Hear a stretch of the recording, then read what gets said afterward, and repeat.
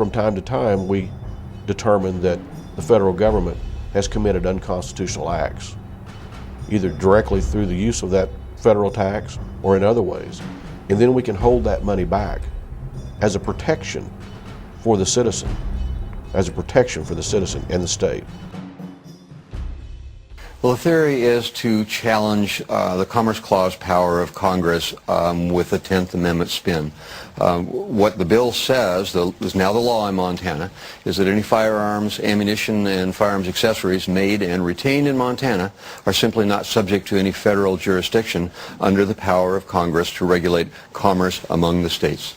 In addition to the federal tax escrow account, bills are popping up that put a freeze on federal taxes and pay them to the IRS based upon federal compliance to state resolutions and state legislation. These are peaceful and viable solutions to federal abuses. The bill that I'm working on right now, and I've actually got a meeting with a member of the House Judiciary Committee next week, planned to actually look at this legislation and try to make it consistent with Kansas statute, will take federal tax receipts that are gathered on individuals in the state of Kansas and on corporations that do business in the state of Kansas, would, instead of sending those directly to the IRS, would instead send them to the Kansas Department of Revenue. What they would look at is the proportion of federal spending that satisfies enumerated powers and what percentage does not. Whatever percentage does not satisfy enumerated powers, the state of Kansas will utilize to satisfy unfunded mandates on the part of the federal government. Whatever's left over goes back to the people of Kansas.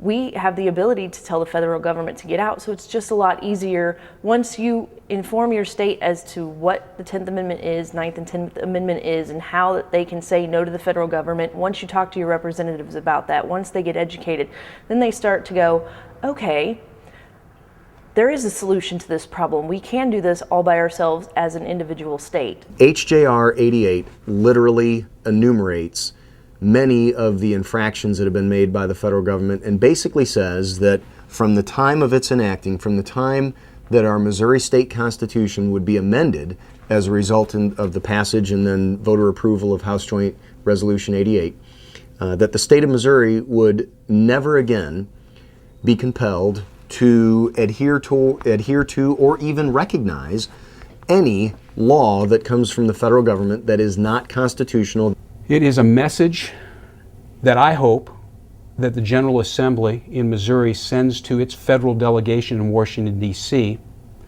saying as the elected representatives at the state level, the people that are your constituents also, that you understand, we are sending a message for you to cease and desist.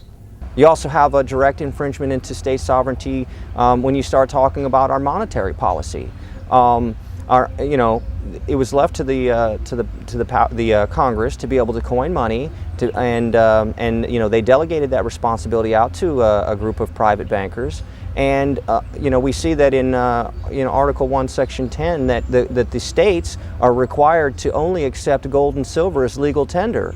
Well, when you've delegated the authority out to print money by a federal entity, well, actually it's not even a federal entity, a private entity doing so under the auspices of a federal entity, what you've done is you've basically made criminal organizations out of the states because they can't conduct their transactions in the gold and silver that they're required to under Article 1, Section 10. In addition to state resolutions that put a freeze on federal taxes, comes an electronic gold system that would increase the gold tax base. Well, the money bill I originally drafted was for New Hampshire, and it was based on the use of electronic gold currency, mainly because that's the cutting edge technology now. But you could, at the present time, make it gold and silver because they've expanded that technology. But what essentially did was to have the state adopt as an alternative currency this electronic gold system. And in that particular case, it was to a relatively small percentage of the state's budget because we tied it to the tobacco tax, make it simple and not scare people too much. We're not going to jump into the lake with both feet. We're just going to put our toes in, as it were. About 10% of the state's budget would come in gold, and then the state would offer to pay out gold to whichever its creditors, to whomever it owed money, first come, first served. We'll pay that debt in gold. Now, the thought was, I think it's fair, that pretty soon that 10% of the state's revenue in gold would be out the door. People would be lining up to get that. Then the treasurer would come back to the legislature and say, you know what happened here? Our gold stock went to zero in a matter of a month. I need to have more of the tax base turned into gold, increase the gold tax base.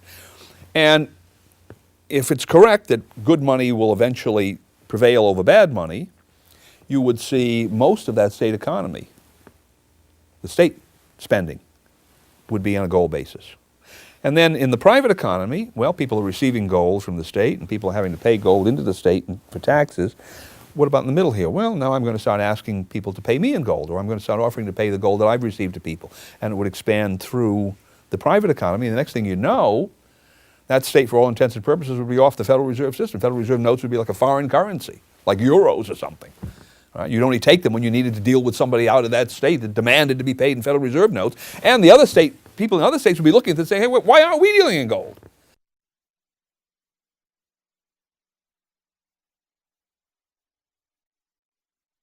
The federal government, the American government, is weak because it doesn't have a big army, a big navy, high taxes like a European power. And Jefferson said, no, this is exactly our strength. Americans love their government because it doesn't do anything to them. Right.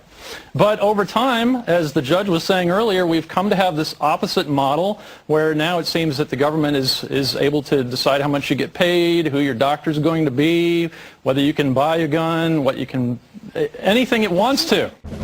Well, if the states had as little power back then as they have today, nobody would have agreed with the Constitution. It seems like it's crept in slowly with people who started with a pure and noble desire to have a centralized government. And they've been encroaching on the rights of the states year by year, bit by bit, law by law, and nobody in the states woke up enough to say, that's too much. So what we're doing in Missouri is we're drawing the line in the sand, and we're saying, this is our territory, that is your territory. The Constitution says that this is our right. And unless we take back what was already given to us, we're not going to get any respect from them.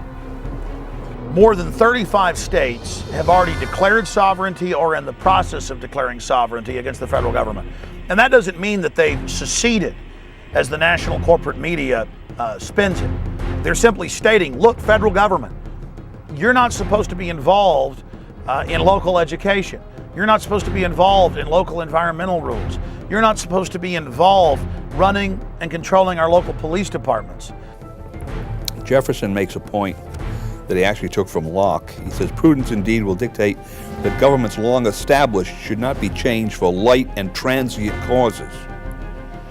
And accordingly, all experience hath shown that mankind are more disposed to suffer, while evils are sufferable, than to right themselves by abolishing the forms to which they are accustomed. But when a long train of abuses and usurpations, pursuing invariably the same object, evinces a design to reduce them under absolute despotism, it is their right, it is their duty to throw off such government and to provide new guards for their future security. So there's the key to it, that people can put up with a lot, and probably they should put up with a lot, of friction in the system, simply because the alternative of overthrowing a government with everything that entails is potentially so horrendous that we don't want to get involved in that. But when it reaches the stage that you can look at what's going on and say, well, this is just a series of usurpations, abuses, which are leading inexorably to this result, then it is not simply one's right, it is your duty to take this kind of action. The American people have read the Bill of Rights, they've read the Constitution, they've read their state Bill of Rights and Constitutions, and they figured out everything the federal government is doing is illegal and out of control and wrong. And so we're in the right. Not just in the right, it's our duty to stand up and say no and declare states' rights under the 9th and 10th Amendment that is enshrined in the Bill of Rights and in the Constitution. The Declaration of Independence talks about the proper role of government. And right after it talks about the unalienable rights that we were blessed with life, liberty, and the pursuit of happiness, it states what government is for. To secure these rights, governments are instituted among men. And that's the bottom line. We are here to protect life, liberty, and the pursuit of happiness. If your federal government isn't doing that, then the people